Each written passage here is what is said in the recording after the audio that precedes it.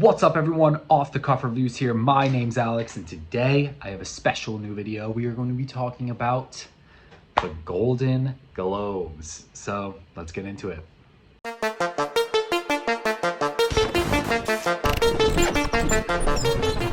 So I was going to be talking about this on our podcast. I think we're going to be recording an episode tonight, but I wanted to actually just come on here and talk about the Golden Globes now. I wanted to get my thoughts out. So, what the hell was that? Okay, what was that? What was going on with the Golden Globes? We have to talk about this because it was a disaster. So we started out watching the red carpet for the Golden Globes, and that's not something that okay. A red carpet for an award show is not something like super important to me or Ashley really, but we just put it on. We weren't really doing anything else, so we decided to put that on. And also we watch a couple of YouTube channels that like to do like red carpet roasts, and to be fair, with the actual outfits and everything, I'm not like an outfit fashion guy. With the actual outfits, most of them weren't horrible. Natasha Lyonne's, on the other hand, somebody who wasn't even like nominated for anything, like was just showed up in like the most random crazy outfit that you could possibly think of. I do not know why she was wearing that. That was insane. So and then that's not the only issue that I had with the red carpet coverage. Okay, so we were watching the stream from Variety, where it was Variety and Entertainment Tonight doing a co stream together. And they had people doing interviews from both sides.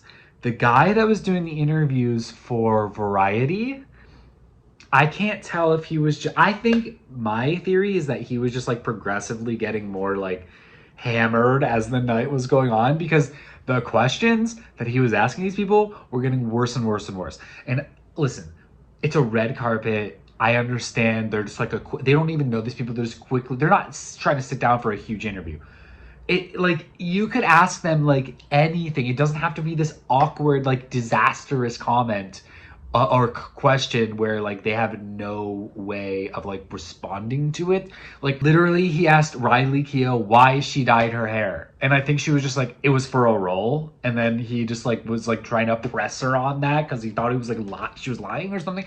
I don't know, very weird. And then he asked like the Poor Things cast came up. He was asking them some really awkward questions, and Mark Ruffalo like kind of like looked at Yorgos like it was very, very awkward. And like then he like asked like Emma Stone a question, and Willem Dafoe was trying to, it was just very, very awkward. Very awkward. And so okay, we thought that like, okay, this is gonna be awkward, but then like they're gonna get onto the regular show and then it'll be better, right? Because this is just like a stupid like red carpet. It's kind of cringe sometimes to watch these people like do interviews. This show, it felt like an episode of The Curse. I am not even joking. It felt like an episode of The Curse. It literally felt like an episode of The Curse. There were some elements of this show that I literally couldn't tell if it was a planned bit or not, because it was so cringe and awkward. And I think that most of them were not planned bits, the things that I'm talking about. First of all, the things that were planned bits were very awkward and weird. And I'm talking about mostly Joe Koy. Okay, what is he doing? Why? First of all, why? Okay, listen. I get that they picked Joe Koy because of the fact that like nobody probably wants to host the Golden fucking Globes. No one cares about the Golden Globes, right? So nobody wanted to host the Golden Globes. And they've had like all this controversy recently. So yeah, of course.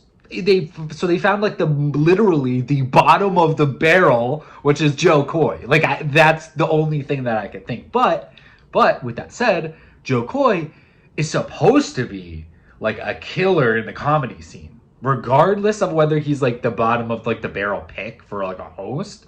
He's supposed to be like top of the, like he's supposed to be like Tom Segura. Like actually Tom Segura would be the only worst pick than Joe Koy. in that situation.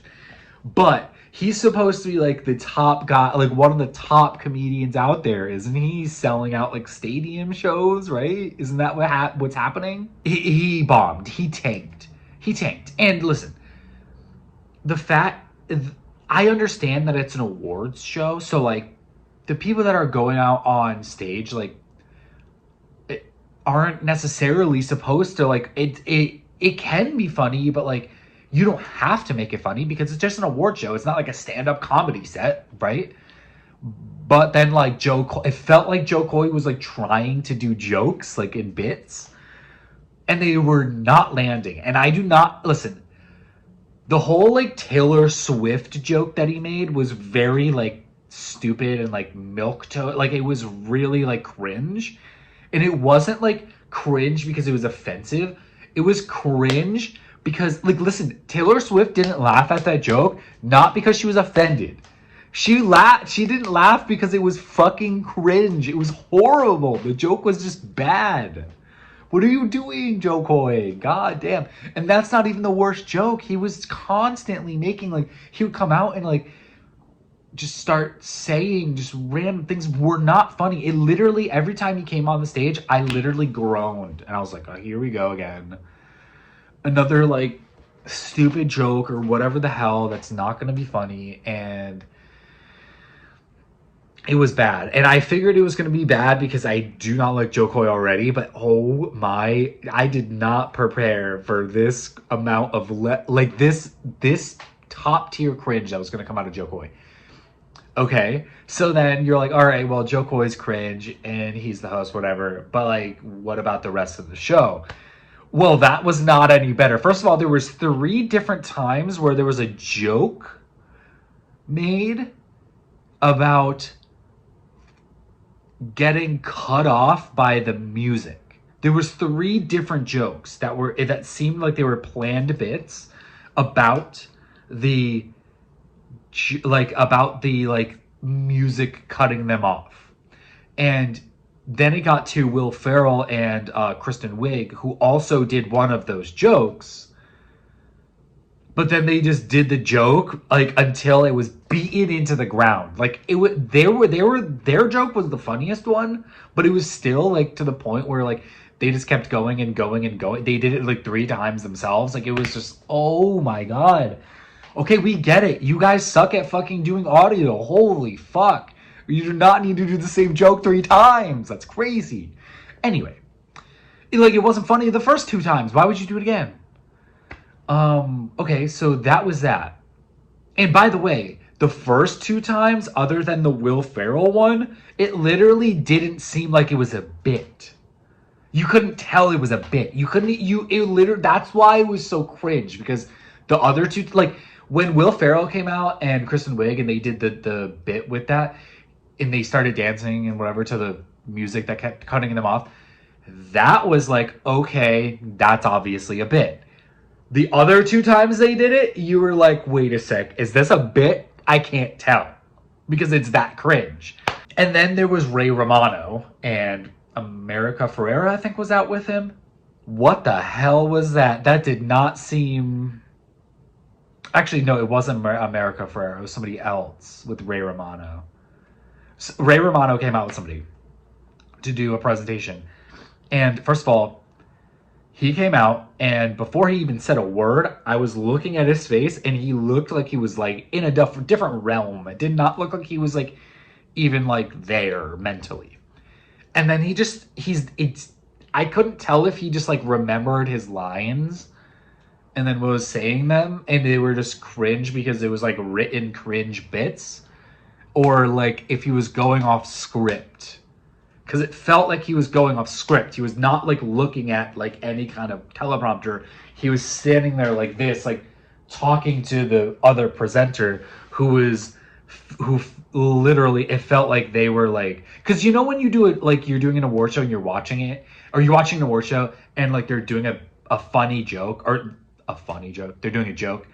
Even the ones that are doing like a joke, they literally are still reading it. Even like it's like a Saturday Night Live, because Saturday Night Live reads their jokes off the teleprompter. This was like him, teleprompter's here, him like boom, eyes locked with presenter, and it was just really, really cringe. So okay, whatever. We moved past that. There were just so many moments where it was I couldn't tell if like people were joking or not during the presentation. Some of them were like, okay, like this was obviously a bit, but some of them were so cringe inducing and uncomfortable that it felt like an episode of The Curse. And you know how like these award shows, they would go to a commercial and then they would have like some like announcer guy on the TV do like a voiceover while they're like playing like little clips of the actors and actresses behind the stage or like in the crowd, and then they would be talking. The announcer would be talking, but every time that they did that, it would get, literally not kidding, it would get more and more and more cringe. Anyway, so like there was also some kind of like weird like jokes like that, like where like it was like the announcer guy right before going to commercial. Very weird. And then they flashed to like fucking Timothy Chalamet and Kylie Jenner like just kissing and making out. Very awkward. And then every single time somebody won an award, they couldn't figure out how to get to the goddamn stage. Every time. Oh my god, it was a disaster. It was a disaster. Not only that, the audio, horrible. Horrible audio. They would try to like cut to a scene and then like it wouldn't cut to a scene. What are you doing? And then it would like, the audio would be cranked sometimes, literally to the point where like the audience is literally doing like a jump scare because it was so loud. Oh my god, like what is happening with that? And then, so the whole logistics, I literally watched the red carpet where they talked to the guy who literally designed the whole room. And he was like, oh yeah, like we set this up so everyone could, like, it would be very easy. Bro, no one knew how to get to the goddamn stage, man. What was going on with that, bro? What was happening? It was just very, very, very awkward and cringe. It literally felt like if we were watching an episode of like The Curse and they were just like there at the Golden Globes. Like that's what it felt like. It felt like they were doing like the Golden Globes X The Curse, you know? That's what it felt like. And it was very just cringe, top tier cringe. The only thing that I really thought was like okay was the actual awards and giving out the awards. For most of them, I agreed.